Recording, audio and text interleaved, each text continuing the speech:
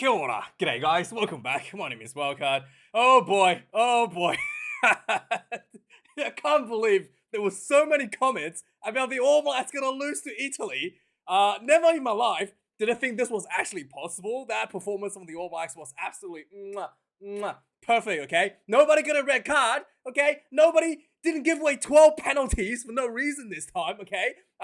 Yeah, you thought this was actually placed against Namibia, against, semi-professional players that has full-time jobs, playing rugby casually on the weekend. You literally thought that this was against Namibia. This was so bad from Italy. It was actually quite pathetic. I'm gonna rip into them a little bit. So if you're an Italian fan, I guess don't watch. But hey, this was actually quite pathetic from Italy. For the All Blacks, I mean, oh my god, I was talking about this before in my preview that I think the All Blacks are trying to peak before the quarterfinals because the players have like cycles. You can't just be like good all the time unless you're 2013 All Blacks or something. But like it's even like 2013 All Blacks has up and downs. It's about managing those downs. I think the All Blacks had the schedule kind of against them a little bit with France at the beginning of the pool, and you had South Africa just before that, where South Africa is peaking for the first game against Scotland. So you have a weird situation where the All Blacks kind of in like a low cycle where they're off their schedule, and they're probably loading a lot. Like I said, leading into the French game, leading into the South African game, knowing that they're not going to get eliminated, losing to France. And that, now they kind of everything started clicking into form. All the players look so fresh. They had a week off, and everything looks so polished. Like I said, no silly mistakes. Discipline's no longer an issue. Dominant every set piece. They showed us 20 different lining options today. There was more lining options. I can't even, you see it in a weekend in this one match out of the All Blacks. It was absolutely spectacular. And above all else, I think the most important thing for the All Blacks is that they didn't just, gave up. They didn't just say, okay, we scored 50 points. We're good enough. They kept the pressure on all the way to 80 minutes. Italy did a consolation try at the end. It wasn't like All Blacks just gave up at the end as well. All Blacks tried to score points from one end to the other, and then Italy countered back. It was very, very fought all the way till the end. Nobody was like, yeah, all right, 70 points is enough. Let's just call it easy, and then let Italy score a few tries on the rebound. No, which was really, really important. That's the mentality you need going into the elimination rounds. Final score was 96 points to 17.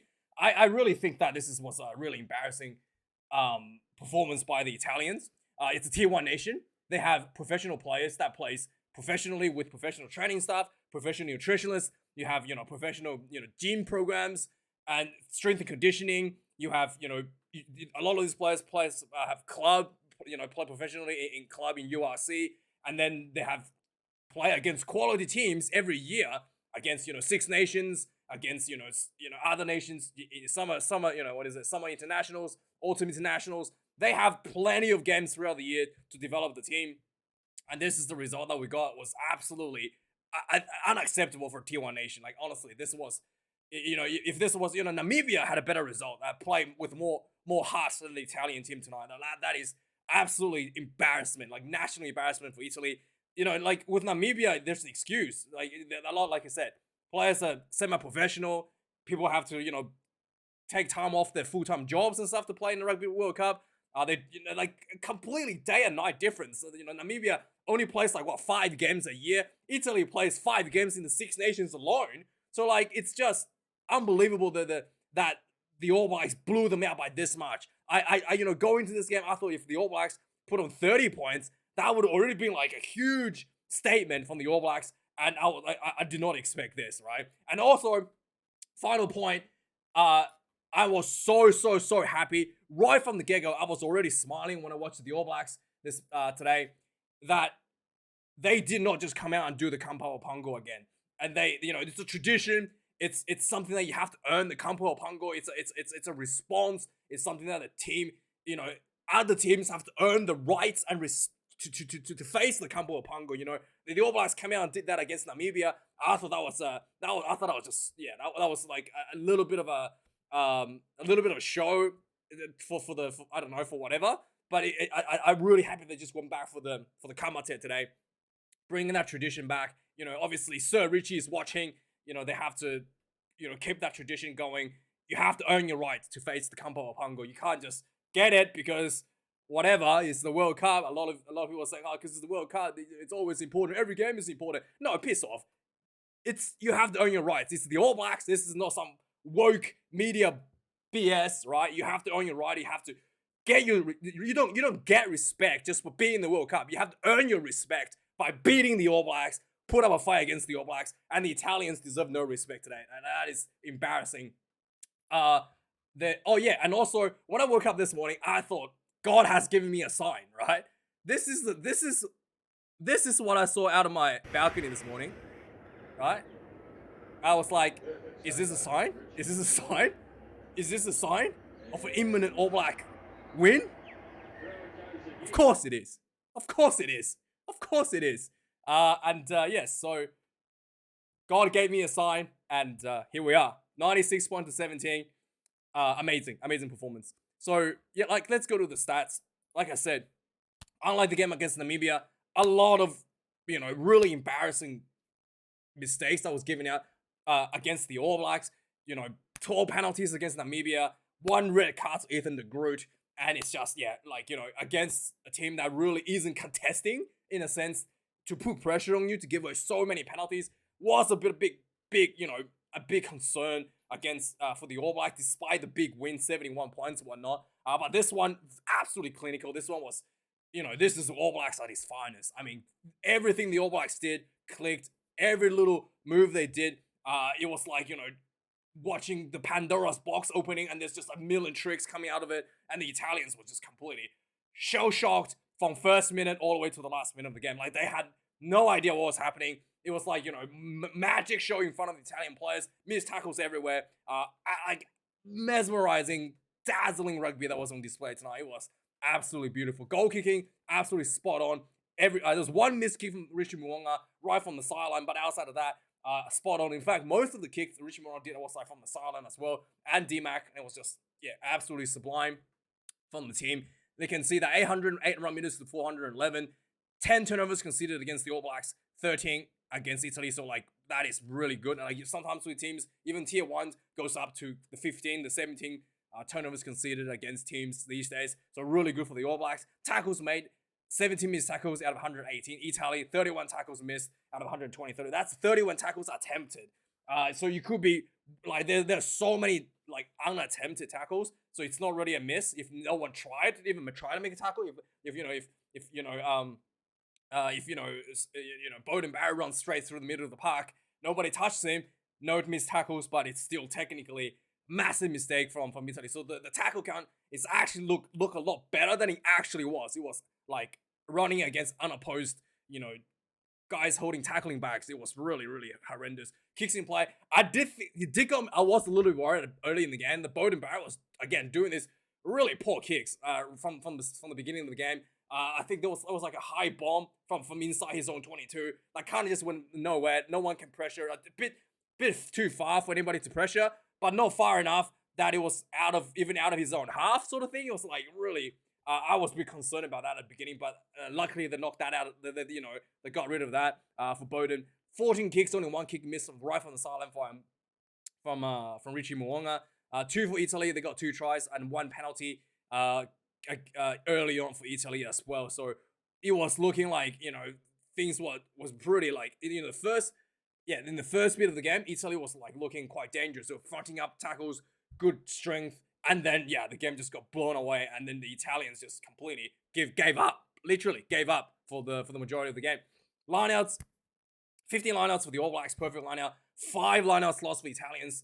There were overthrows, there were stolen lineouts by Ritalik. It was just sublime work from the All Blacks again. There was a knock straight as well from Italy, just amateur errors everywhere. The scrum was really, really, really was kind of even, I think, in the first half, and then Tyrell Lomax, the guy that I've been waiting for him to come back after getting a cut against South Africans, literally come on, scrum penalty every time. It was insane. He just comes on, puts the team on his back. You want a penalty? Let's go for it. There was one point where I thought it was really funny. Sam came. He was also coming off the bench.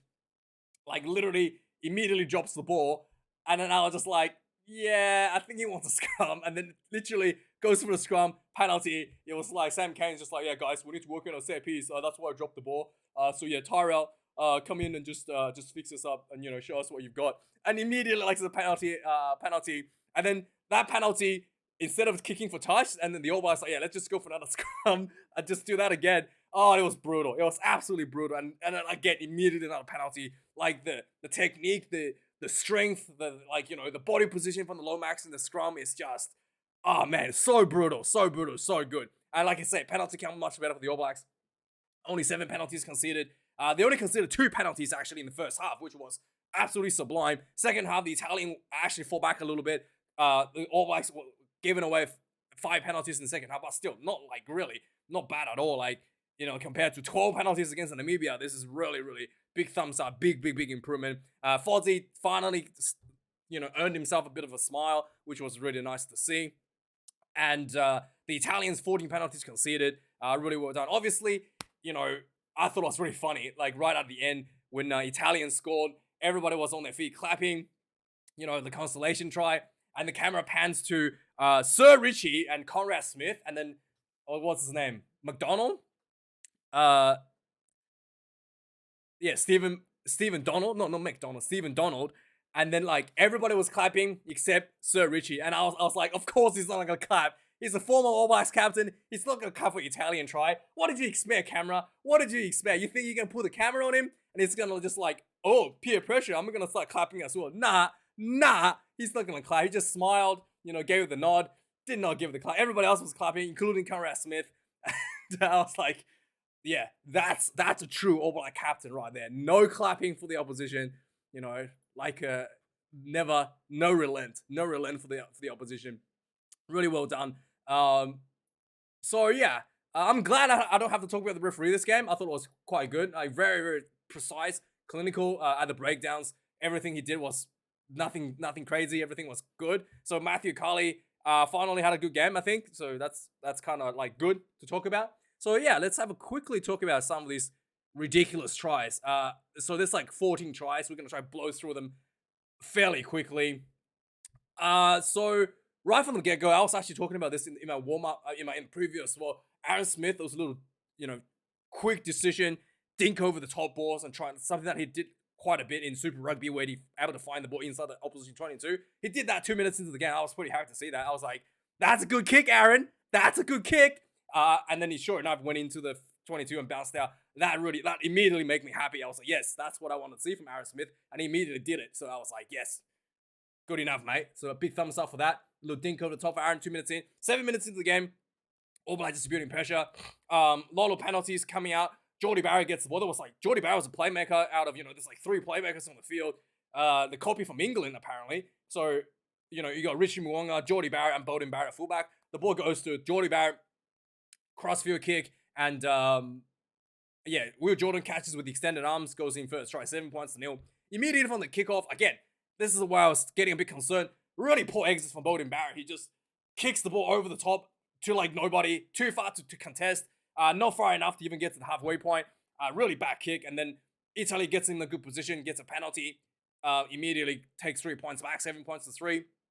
10 minutes into the game, Beauden Barrett again, kick off, straight out on the full. They literally, Beauden Barrett kicked. I was like, what is going on, Beauden? Are you trying to get a job with the Wallabies? What's going on here? Kicking the ball out right from the kickoff. And then that was I was getting really concerned at this point. The 17 minutes into the game, there was a penalty for the All Blacks, and in fact, the All Blacks decided to not go for the penalty goal, which I was, normally the All Blacks would have gone for that. But obviously, All Blacks has done a lot of work behind the scenes, knowing their system, knowing what they wanted to do. They go for the line out, go for the maul, and get the try on the board. I think this was Aaron Smith who actually gets to the try. He was at the back, looking like he's going to take the ball out, but eventually he did take the ball out, actually, and then you kind of put the ball down himself. 14 points to 3. Immediately from the kickoff, Ardie Savea gets a short ball from Brodie Retallick, runs his nice unders line, crashes through the center field. He links up with Beauden Barrett. He kind of spins through around, throws the ball over the top to Mark Telea. Try time. Mark Telea had like 5 people hanging on to him, kept the legs pumping over. 21 points to 3, 18 minutes into the game. 21 minutes into the game. Again, there was a line out for the All Blacks. The ball goes long. The ball gets, this was like just inside the Italian 22. The ball gets popped down. gets popped down to Adi Savia, who loops around behind, crashes into the 10 channel, try time for the All Blacks, 28 points to 3. And at this point, I literally rolled in my notes. I think we can relax now. That's what? Already bonus point, and it's 21 minutes of the game. The game is pretty much over already at this point. And yeah, 25 minutes into the game, the 26 minutes of the game actually, the All Blacks gets another penalty. They go for the line out. They get the more, just like slowly, very slowly inching forward. Got like, about 5 meters short from the try line. Cody Taylor peels off to the blind side, and he just, links up with Aaron Smith as well in for the try. 35 points to 3. Game is already over at this point. Only 26 minutes in. I was like, yeah, just enjoy, boys, enjoy. So 33 minutes into the game, Aaron Smith gets his third try on the board. There was so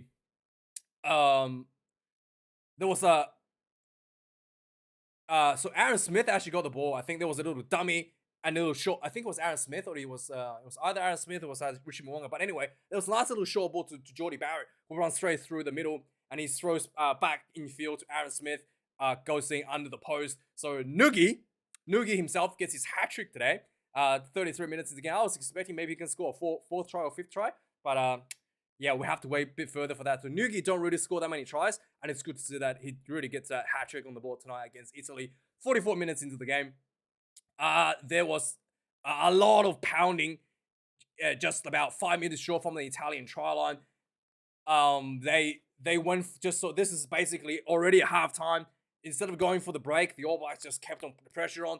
There's penalties after penalties. There was probably about 3 different line-out variations before finally the All Blacks is like, all right, let's just go for the ball. They went for the ball, and then Adi Savia rips the ball out, charges through around the back for the how many tries was this? 7th try before halftime. Yeah, 7th try before halftime. Second half, so at this point, it's like the Italians already given up. The 4-pack was completely useless. Missed tackles everywhere. Every carry for the All Blacks, they're getting over the advantage line, easily getting over the advantage line. There was like hardly any pressure at the breakdowns, where the All Blacks just get the ball out and then started throwing them around. And then also the contest in the air. So that's just very lackluster for the Italians. Second half starts, the Italians was able to put a bit more pressure on early on. They get a penalty early. They go for the line out. They go for the more. And then the ball comes out to Monty Ioane, 1-on-1 against Riku Ioane, and then he just did a bit of a double pump, and then he actually slips through the Riku Ioane's tackle, and then a little pass over the top to Capunzo, goes in for the first try for Italians, 49 points to 10. And I noticed something as well. This one thing I did notice, which is a little bit something that the coaches probably need to look at. Riku Ioane's tackle completion rate seems really low. He missed a number of tackles this game. So I'm gonna have to check the stats later on, his individual stats. But he missed a number of tackles this game where I was like, Rico, that's probably shouldn't be happening, especially against Italy. So something that we'll have to keep an eye on Rico Ioane's defense. 49 minutes into the game, again, the ball, so right from the kickoff, Italy tried to clear it, gets charged down by Scotty Barrett. He recovers the ball. Tyrell O'Max picks and go. It gets like a meter short. The ball gets quickly passed out to Brody Retallick. Big muscle pumps over, 56 points to 10. 54 minutes into the game, Roygaard almost scores. The ball gets he basically gets a run. He gets sent through a gap, and then he got tackled short on the try line. He rose and then double placed the ball over on the try line. The referee deemed that double movement, so no try. But it doesn't matter. Immediately, the lineout gets a penalty. The Italian gets a penalty, right? They throw their own lineout. It's overthrown, and the All Blacks gets the ball. Yeah. Talea gets the ball center field. He bursts through, basically bursts straight through a tackle, and then links up with Papali'i. Papali'i fends over a defender. Had like 2 people hanging onto him. Runs through for a try. Looked like he was literally carrying kids around. It was really embarrassing. So immediately from that line out, the Italian gives you another try. 61 points to 10. 60 minutes into the game, All Blacks gets a line out. 20 minutes out. Sam Kane just built a lot of pressure. Got really close. Eventually, the ball goes to the blind side. So this was the line out. Essentially goes in. They set up like a little more thing. Sam Kent goes for the blind side, and he just throws the ball to Cozy. He bolts down the sideline like we've always seen him done before. He's one of the quickest. Cozy, 36 years of age, still got it, mate. Bolts down the sideline, 68 points to 10, to the All Blacks. And then at this point, Lomax, every time there's a scrum penalty, every time there's a scrum, Lomax gets a penalty. It's literally like 100%. It's not even close. And completely outclassed. Lomax completely outclassing the Italian scrum. Like I said, Lomax is the best tight head prop in New Zealand and probably one of these best tight props in the world right now. 67 minutes into the game, the All Blacks was just building some pressure. The ball goes to Anton Leonard-Brown. Did a bit of a street ball with D-Mac. D-Mac loops around behind him, little switch, and then just finds himself open field, straight down the set, straight through a couple of defenders, and he got tackled short but slides in anyway. 75 points to 10. 69 minutes into the game, there was a drop ball from Italy. Will Jordan gets the ball on the sideline. He just a little dink over the top. And then Adi Savia gets it. It was just like comedy. Like there was 3 Italian players watching this ball. No one got the bounce. Adi Savia runs in, jumps up, and gets the ball. Like the other 3 Italian players weren't even contesting amongst themselves. So Adi gets the ball, quickly pops. Asi gets the ball, quickly pops down. And who was it? Will Jordan just basically right there gets the pop. He literally had like 2 steps to put the ball down. Try time, 82 points to 10. 72 minutes into the game, the All Blacks building inside the Italian 22 again. Quick tap, just quick ball, quick passes. Got tackled short, and then another quick ball to Rieko Ioane goes in for the try. 89 points to 10. 75 minutes into the game, there was a 50-meter line out for the All Blacks. The ball gets popped back to Dan Coles, who's looping in from the sideline. He runs into the 10 channel, and then he just like a nice little inside ball. Wildkard pops straight through the 10 channel, and then he links to Anton Leonard-Brown for the final try for the All Blacks, 96 points to 10. And then in the last minute of the game, the team kind of fought back and forward. Italy was like about to score on one end. All Blacks gets a penalty turnover, drops it from the try line. They counterattack the other end, and they got really close to the try line. Italy turns over, and then Italy fights back the other way. D-Mac drops the ball on a kick, and then Italy pushes all the way through. Eventually have Monty Ioane into the corner for the second try for Italy. 96 points to 17. The final score. Yeah, very embarrassing for Italy as a Tier 1 nation. This shouldn't have been a scoreline. There's no circumstance that should have been in this scoreline. Even if you got a red card, that's still like too much of a scoreline for any Tier 1 nation to concede. So yeah, very embarrassing for Italy. Probably should get kicked out of Six Nations, so I don't have to watch them anymore in that atrocious tournament. And every week, literally, when I watch the Six Nations, the Italian games is just a snooze fest. Like against all the teams. It's not even like they're close against against some like it was just a blowout. And it was just there was outside of the one game where they beat Wales, it was just really Italy really needs to rethink of themselves. If probably kick them out of the Six Nations so they actually have some motivation to get themselves back into the game. You know what I mean? But thanks for watching, guys. Like, comment, subscribe. I do appreciate you watching this video. And yes, congratulations to the All Blacks. They're peaking. So Ireland will be on notice for this game. Still think that, this was probably too easy for the All Blacks a little bit with the Italians playing so poorly. But still, good win. Like, all the positives that the All Blacks wanted to improve from the Namibia game came out, which is really, really, like, you can't really ask for more than that. And this is actually quite comprehensive. Everything was executed perfectly, unlike the Namibia game, which was really concerning despite the scoreline. So yeah, happy days for all the Kiwis out there. Thank you for watching. Big shout out to 2 Cents Rugby for like watching my content. I really appreciate it. So if you guys, watch this video, go give him a shout out, give me congratulations for this game. And yeah, thanks for watching, guys. Also thanks to my Patreon, my YouTube membership, and thanks for your donations as well. Thanks for your money. I do really appreciate that. It means a lot to me.